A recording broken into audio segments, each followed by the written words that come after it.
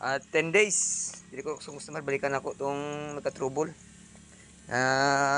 Baboy. Areo. May init ali siya. Baka iya mata oh.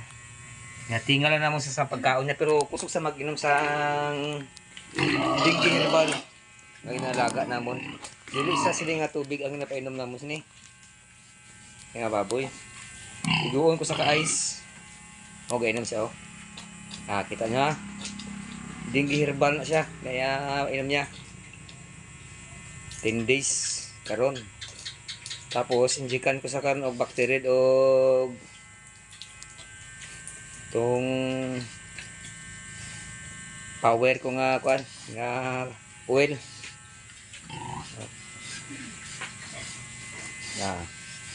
Iguon sa ka-ice.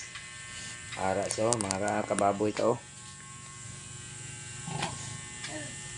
Hindi na kayo violet yung color.